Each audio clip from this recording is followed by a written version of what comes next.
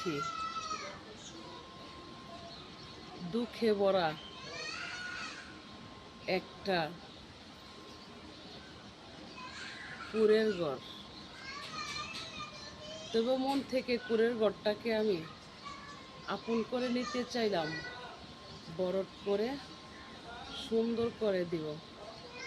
যখনই দেখলাম সেই কুঁড়ের ঘরে যখনই আমি বসব, কেউ না কেউ চারপাশে আগুন লাগাই দিবে। যখন আগুন লাগাই দিবে, আমি তো পুড়ে ছাই হব। কিছু আগুন তো আমি সইতে পারবো না, সেটা ভেবে আমি দূরে সরে মন থেকে বলি, যদি আমি কুঁড়ের ঘরটাতে বসতে পারতাম, কুঁড়ের ঘরটা আমি সুন্দর মতো সাজায় নিতে পারতাম। আমি বসতেই যখন পারবো না, কেনই বা আমি কুঁড়ের ঘরটা সাজাতে যাব? অবশ্যই না। তবুও চেষ্টা করি, একটা কুঁড়ের ঘর যদি সাজাই আমি সুন্দর করে দিতে পারি, আমি তো দোয়া পাবো সেই আশায়। তবে মানুষ ভালোবাসি বলে কাঁদায়ও না, কাঁদাইলে আর চোখের পানি মোছার হাতে রুমাল থাকবে না।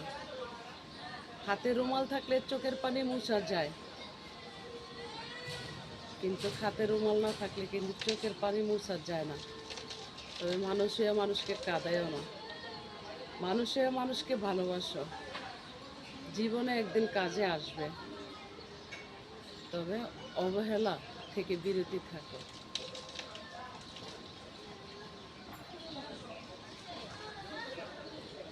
আমি নারী, চাইলে আমি নারী জীবনে বহু কিছু করতে পারি। কেন করি না সেটা ভাবি যে আল্লাহ রাসূল আমার প্রতি নজর রাখেন। একটু ভুল হলে আমার ইবাদত বন্দেগী নষ্ট হয়ে যেতে পারে। আমি তো ইমানের সাথে পথ চলি, সেই ইমানটা আমি নষ্ট করতে পারি না। চাইলে দুনিয়ার কিছু পাবো, আমি তো চাই না। কেউ দিলেও নিতে চাই না, কেউ খাওয়াইতে চাইলেও আমি খাই না। আমি সত্যিকারই একজন মানুষ।